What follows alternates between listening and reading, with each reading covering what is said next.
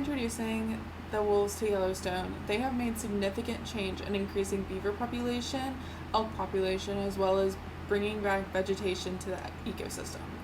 For a quick little background of the first national park, in 1872, President Grant signed a law making Yellowstone the first national park that was dedicated as a ground for people to enjoy.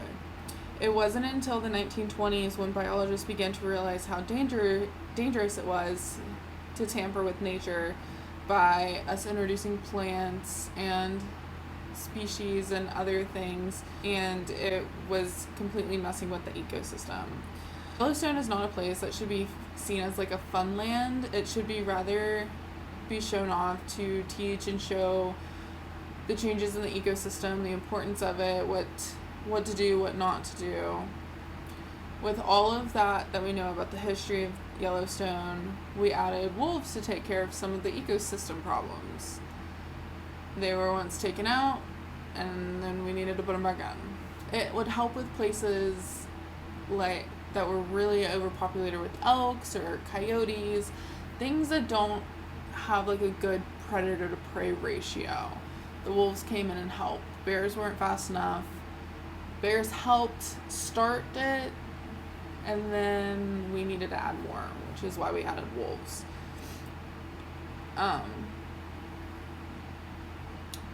However, there were some issues involving ranchers and just in general with like people areas. It was hard to maintain the wolves with also it being like a safe space for them to go to. Wolves had helped the park in many ways by increasing grass growth and vegetation, by helping elk have like a better predators than just bears. Scavengers will become more prominent around these areas as the wolves leave like the elk bodies behind,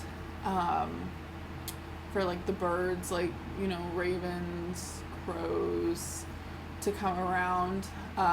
Bees also started thriving in the areas with the increase of grass that increases flowers, and they have now a place to pollinate and create food and a livelihood.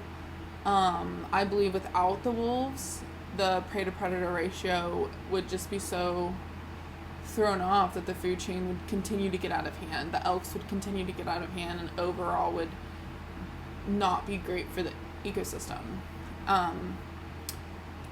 We're really able to see how wolves have impacted the ecosystem and like the whole chain of command, the food pyramid, etc., by seeing what happened before, and then also happening now with the ranchers that were killing off the wolves, and then where the wolves were sparse, all of a sudden you have elk and coyotes that were showing a rapid increase before wolves during times wolves would die out, that the ecosystem would not be evened out, and that was proven that wolves almost needed to be in the ecosystem for the park to fully thrive.